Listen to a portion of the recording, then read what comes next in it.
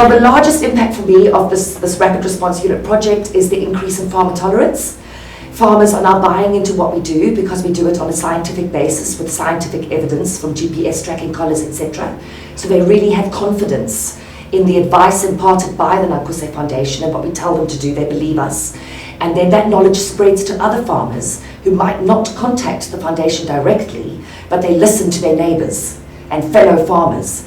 And so the community is actually bigger than we even know. And I think that impact is amazing. Beyond the advice that we give, I think also our approach with regards to compromise is something that is extremely important. So we give advice, but we don't tell you what to do. At the end of the day, farmer autonomy for their own decision making is extremely important to us. And I think they see that we build that two-way dialogue, and they appreciate that, okay, if they say no, we're going to try to find a way to make it work under their boundary conditions, basically. So I think that's been a huge asset for us to build trust within the farming community, that there's a compromise and a two-way dialogue. And then with regards to outcomes, we talked about evidence. We do have that evidence to show them. So we've been able to have an 80% reduction in mindless persecution of carnivores. We've had a 90% proof rate of carnivores not being problem animals.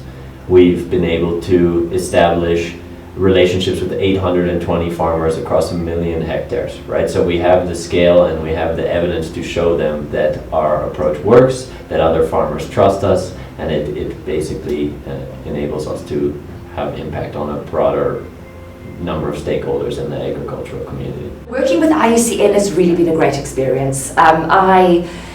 At the Naankuse Foundation, I didn't start out in the whole fundraising capacity, I moved into it gradually. And when I did move into it, the whole IUCN grant came up, which was very exciting. It was a bit of a learning process, I'm going to confess, but it was very easy in the sense that the IUCN is so approachable. Getting to know the online portal, at first it's daunting and you think, oh my gosh, what is this? And then you realize it's not that difficult. And the whole reason you realize it's actually quite simple is because of the support of the SOS IUCN team. You could call them anytime, email them anytime. Then they say, let's have a Teams call. You share your screen, they talk you through it. You realize life isn't that bad. Things aren't that tough. It's okay, I can do this.